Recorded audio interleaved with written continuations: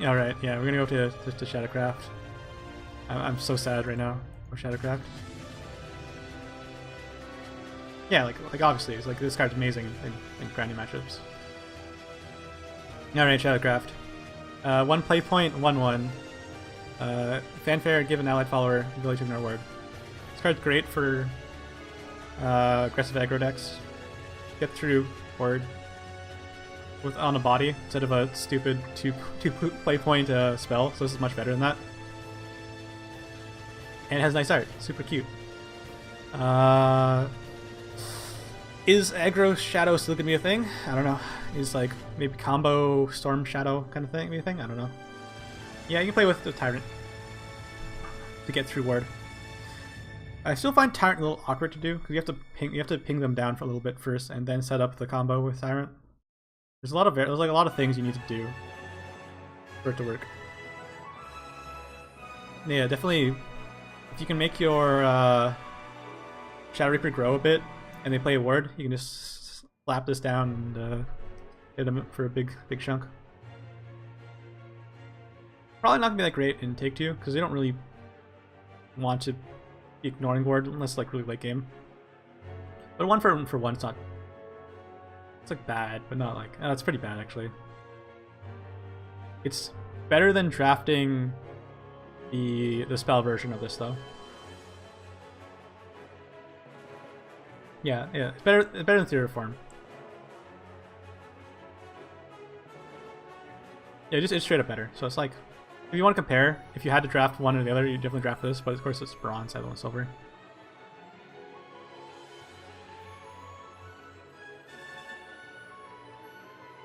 Next, we have a Zombie Party. 2 play points, deal 3 damage to enemy follower. All right, that's already good. That's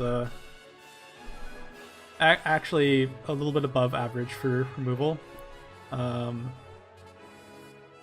But most other 2 play point removal effects have some other bonus to them when you cast it. This is just 1 extra damage. Then enhance 7 and summon 3 zombies. Zombie Party. All right. So just hit summon for 3 and summon 3 zombies. 7. You're getting 6 worth of stats and you're doing 3 damage.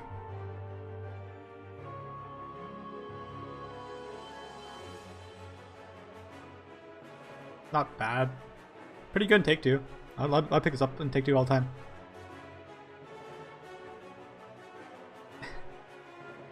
The art, yeah. They're like making like a human pyramid, a zombie pyramid, and they're just. I don't know. I don't know what's going on there. This Zombie Party. Generate 4 shadows. Well, yeah, if one of the zombies die, yeah. That's nice. The thing it doesn't use any shadows up either. We need more zombie synergy. Give me some value in my zombie tokens. This card's gonna be really great against Blood because it kills Urius for 2 play points instead of usually you have to use up 3 play points to remove Urius. Undying, you definitely run this over Undying Resentment. Undying Resentment awkwardly uses up your play points. Because this doesn't eat shadows. And only it's 1 more damage than Undying without the Necromancy, and it's 1 less damage than dying with the Necromancy. So it's in the middle. It doesn't use Necromancy, so I think it's better.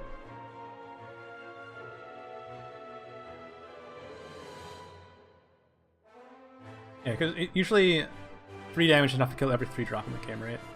There were some that are like 1/4s, but you don't really have to worry about those too much.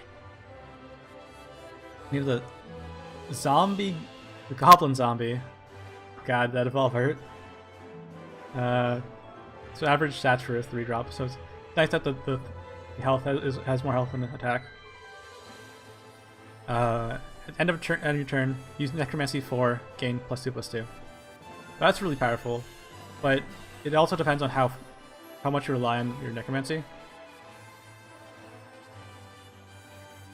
So if you can get this to activate a few times, it's gonna get a lot of value. Even just like having Necromancy 4, having a 3-drop that's a 4/5 is like super above the curve. But you're never gonna have like 4 Necromancy by turn 3. It's usually that's pretty hard to do. You need to play the 1-drop skeleton, and you need a skeleton hound, and then you need to play the 2-drop Spartoy, and then they both have to die. Then you have 4 shadows for this on turn 3. Yeah, Skull Beast, Spartoy. They have to die. Then you have the shadows for this. So it's possible, but it's not always likely.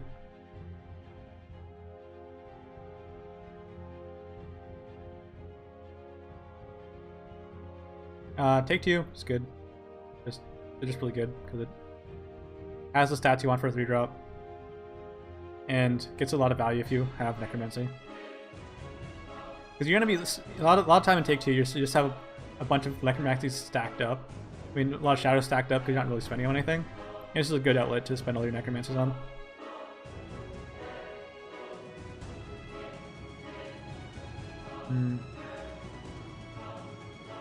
We'll see if it's like, well, it might have some other combo potential with Minthe. Let me look at her. Next we have Ebon Reaper. Pretty edgy dude. 6 play point, 3/6 Bane. So he's got Valor stats. Last word, give Bane to a random follower. You play him in Nep and give Bane to something. You give Bane to Mordecai, that's kind of redundant. Maybe. Wanted to power creep button. Yeah. Nep in 2017, yeah, it's not Ebon Reaper. I don't know. Shadow needs more powerful cards than this to kind of come ahead on what's happening with the other classes. Budget Valor, yeah. Valor's effects is better, I think. Last word, do 3 damage to all enemies. Enemy followers.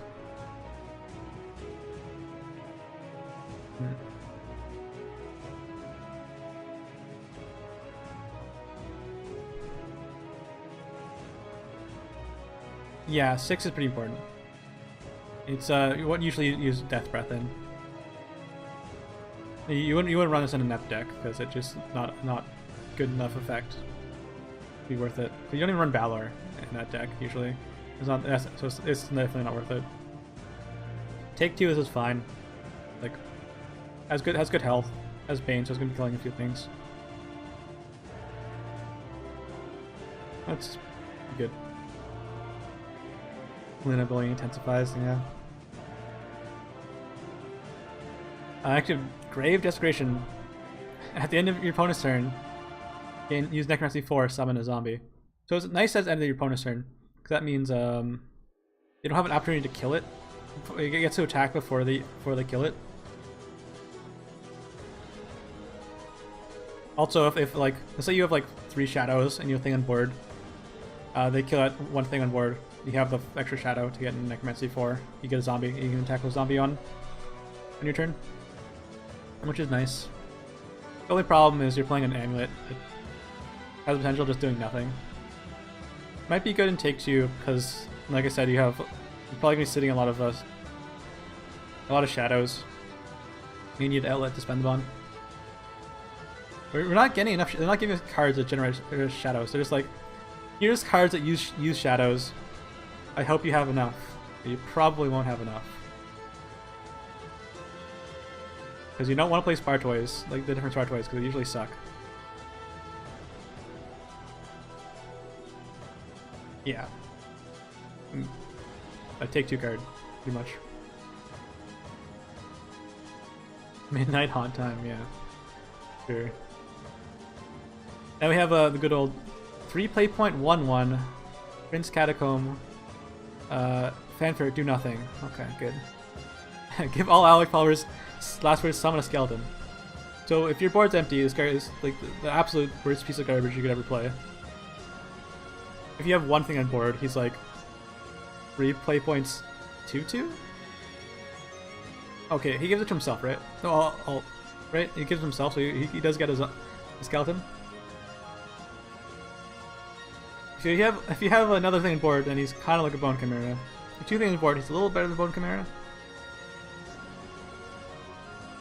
You have 3 things, and maybe he has value. Worst silver, yeah, it's like, I don't know. Maybe they want to balance out Kawi being like the best silver. Well, I guess second best silver now that Dragon got that ridiculous removal. Yeah, so yeah, he gives it to himself as well. So he is like a worse Chimera. He gives Ghost skeletons. Ghosts banish themselves, so even if they get the last word, they're not going to generate a skeleton. Yeah, you need Sexton to make that a combo thing.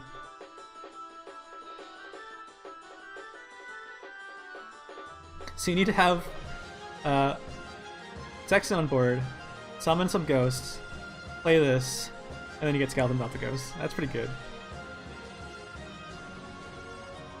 Is it worth all that setup though to get like 2 skeletons?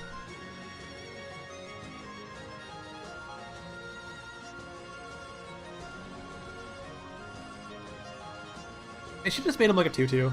Like why make it 1/1? Is it really that bad side games if he was a 2/2? Or even like a 1/2. Why is he 1/1? Why do they give him 1/1 stats? That's so bad. They could have done so much more. I don't know. No love. Next we have Satania, for playpoint 1/2. Again with the garbage stats for playpoint. Fanfare, deal 2 damage to a random enemy follower, then give +2 to a random allied follower. So she can give it to herself. So if she like the only thing on board, at least she becomes a 3/2 for 4. So I guess that's all right. What is random? Why is it random? Why is the point of it being random? Would it be that bad if you target?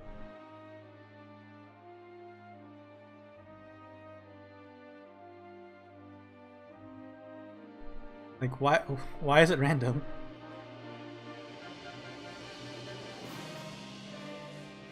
Like I'd be fine with the second effect being random, sure, because you don't have 2 different abilities that target 2 different things, right? That's awkward in a mobile game. But why does the first effect have to be random? It's just bad because you really need to target this damage, or it's not gonna. It might totally whiff, and this card might be just terrible.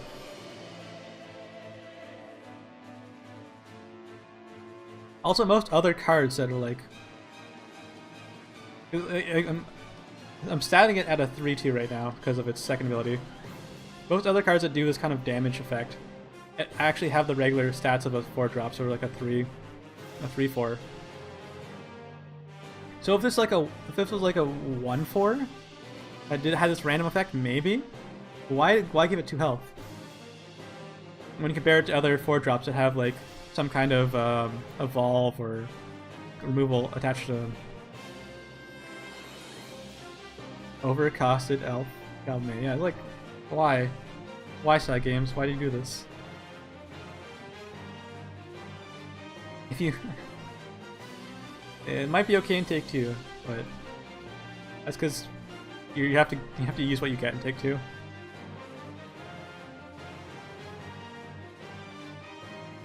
Yeah, it's random. If it wasn't random, it actually might be playable. But no, I think this card should have been a 1/4 and have the same effect, and have target damage to make it actually playable.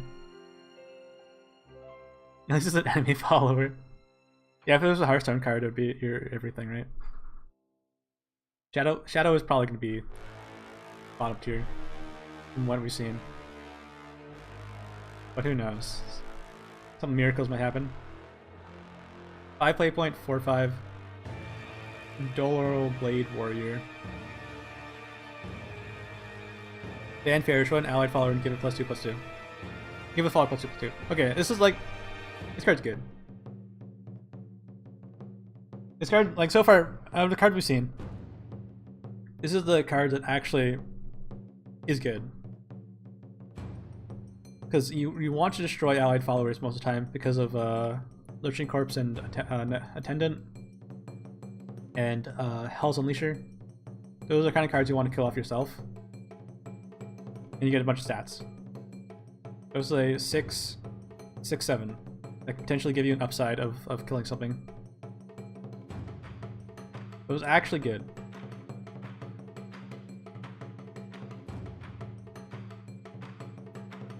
So it's like, yeah, actual good 5-drop. This is like they're playing what do you call it? Goblin Mount. This is definitely better than Goblin Mount. This is much better than Goblin Mount. It doesn't have ward, but the extra attack and like it's a 6/7. Like compare this to that stupid hippopotamus thing, hippocampus. Hippocampus, what, like a 3/5 that evolves into a 7/7? This is a 6/7 evolves into an 8/9. Like, this is kind of ridiculous. No, this is, if Shadow's be redeemable, it's gonna be probably because of this card.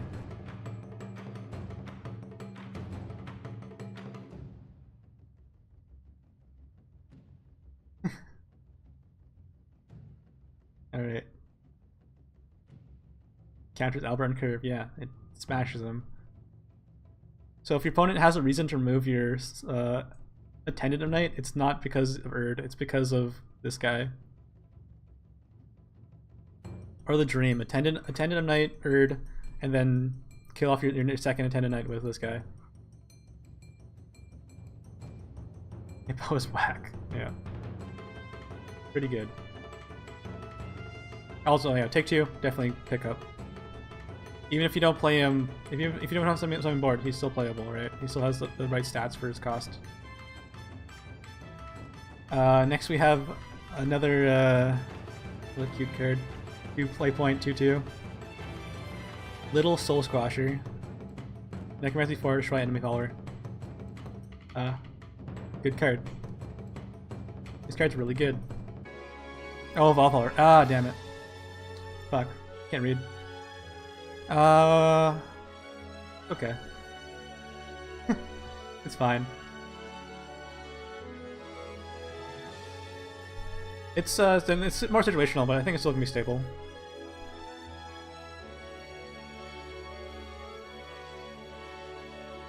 Because like, if you're going first, they evolve on turn 4 usually most of the time, and then you drop this on turn 5 and just squash their turn 4 play. It's gonna be very good against Sword. A lot of times Sword just evolves for stats, and you just like slam this on that.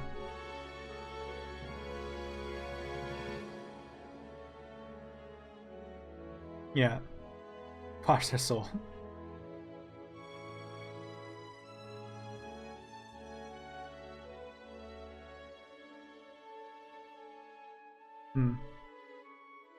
People might be afraid to evolve their ward now because of this card. If you're playing as Shadow, they might not evolve their ward. They might not evolve their Lucifer.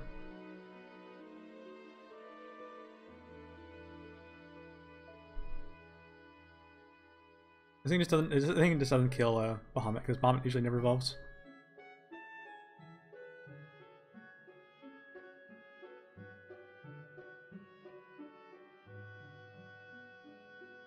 Now we need a card that evolve an enemy follower and gain 4 shadows, yeah. Like even like its stats aren't that bad, right? It has good stats for a 2-drop. So even if the opponent is out of evolves, you still can display it for vanilla 2/2.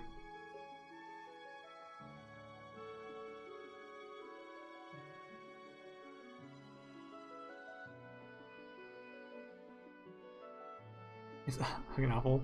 Yeah, countdown, at your turn, put a random Shadowcraft follower. Costs less than total number of play points or in your deck from your deck into play. Then destroy the follower. So you play on turn 4. What do you get? Attendant Knight, hopefully. That's your best option. Maybe a Lurching Corpse. On turn 5, you have the option of Hell's Unleasher, maybe. And on turn 6, you have just garbage. There's no really good 5 drops with last word. Turn 7, you get Valor. So you're not going to be playing that. It's not going to be hitting those kind of things.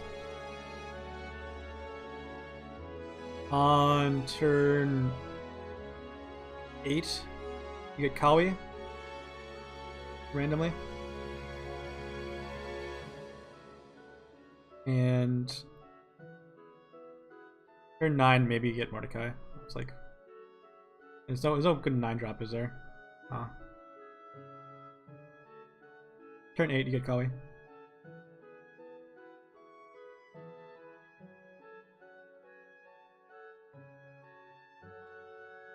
Yeah, it's pretty bad. If it wasn't, it was like equal or less to your play points, maybe playable. But still, it's like hopefully, it's like you have to be super lucky. 4 play points, summon get a Lich in your turn, and then next turn get another Lich. That's like super hopeful, and that's not gonna happen all the time. We need more cards that have good last words to make it worth it.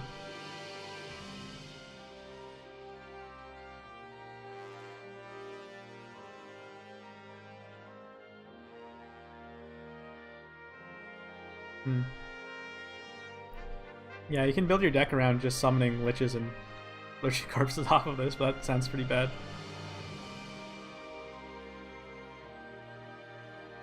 That's your 4/4 vanilla and 4. And you can't even evolve it, right? Not even like you get a 4/4 and you can evolve it. No, you just get a 4/4 and your opponent kills it on the next turn because they evolve. Yeah, this card's pretty bad. Please avoid getting this card in Take 2 because it's going to do nothing for you.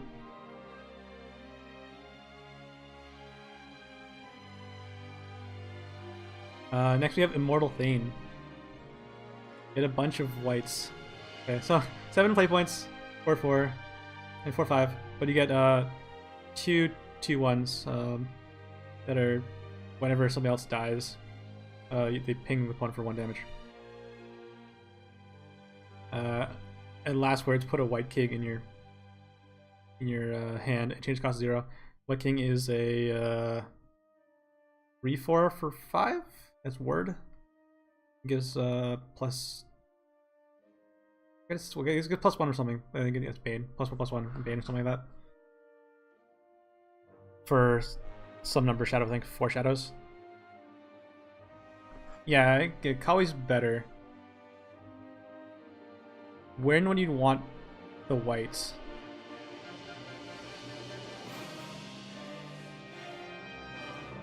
Yeah, really, this card's really good pick too. Definitely a good pick up to take too. Ton of value. Might even be better than like. Sometimes it's better than Lord of Flies, but Lord of Flies has to be removed. It just has more. This can actually more stats than Lord of Flies and get the last word effect to go off.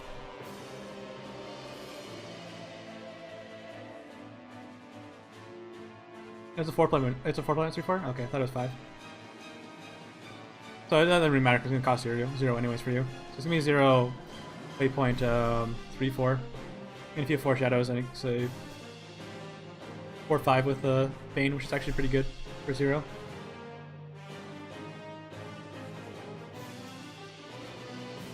So maybe in like some kind of control shadow deck, maybe mid-range, maybe the top end of a mid-range deck.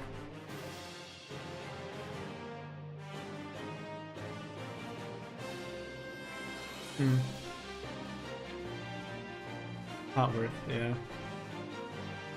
Not good enough for constructed, I don't think.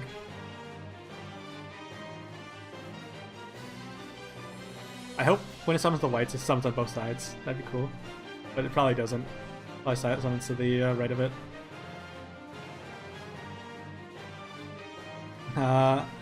Next we have the Savior of Shadow, right? The best card we've ever seen. It's gonna save Shadow. Minthe of the Underworld. She's got the right stats for her cost. 4 play points, 3/4. Fanfare, your necromancy effects cost 0 shadow, so this follower leaves the area. So I mean, it being a fanfare means it can be countered by anti-fanfare things. And it also means if she's summoned from some other source, not gonna get the fanfare effect. If she's like resurrected by some kind of effect, she's not gonna be her effect is not gonna be active, so she has to be played from hand. But necromancy effects cost 0. So everything that has necromancy is just 0. Death Breath now costs 0. Phantom Howl always summons you a full board of ghosts for 0 shadows. Ghostly Grasp is always with 1 play point, remove an enemy follower.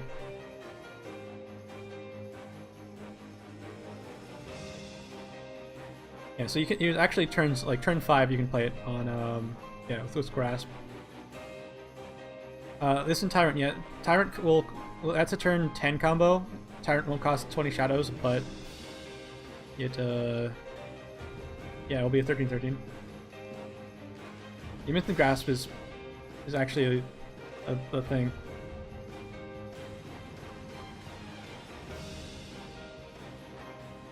Like just looking at some other cards here. That's free, which is nice. But you look at like this card, it's actually decent. Getting a 3/4 and then a 4/5 or 7. Obviously not the best because they're just stats. They're not like an effect or anything.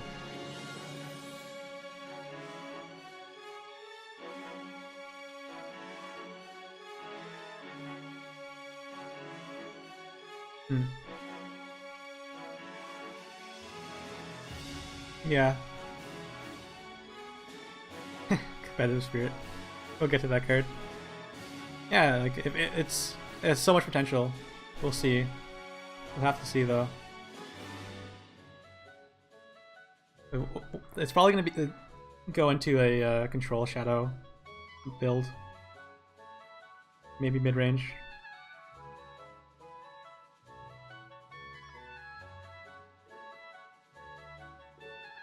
So it's no longer a problem of trying to scramble to get 6 shadows. Get shadows anymore. You still really want the shadows so you can play Death Breath, but now you don't have to spend all your shadows before you get to Death Breath.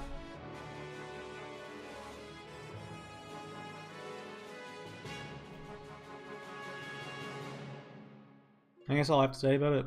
Well, we'll have to see. I mean, these will take a lot of testing. Next we have the not as good legendary for Shadow. And it's another like kind of disappointment. 7 play point, 5/6. Necromancy 3.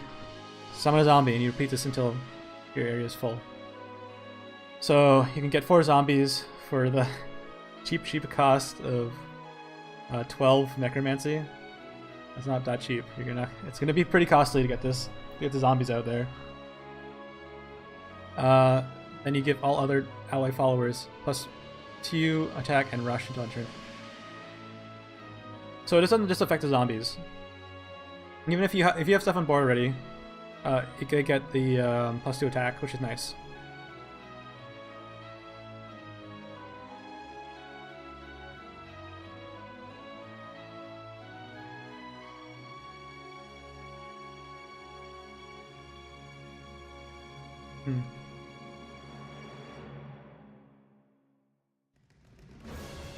Good for mid-range, yeah.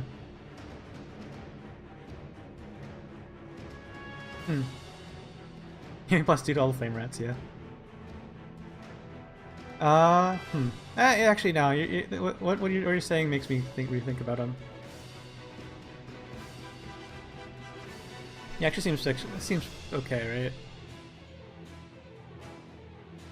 He's a big tempo swing because of the. If you don't have a board, you probably got lost your board to board wipe, so you probably have enough necromancy to get these zombies out there.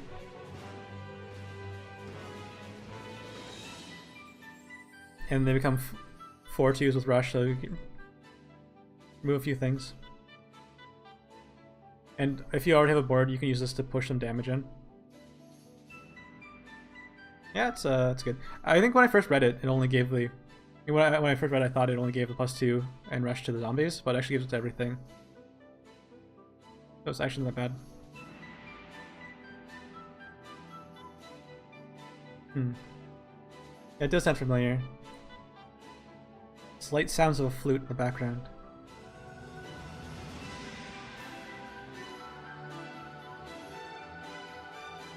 Imagine him animated? Yeah, it might be pretty cool. A lot of like effects that I think could be cool animation, especially like the flames. Yeah, it can be like a big tempo swing. And turn 7 or even later, because I think it's always gonna be a relevant tempo swing unless they have something really big on board. But extra 2 damage, if you have 4 things on board already, it's gonna be kind of ridiculous.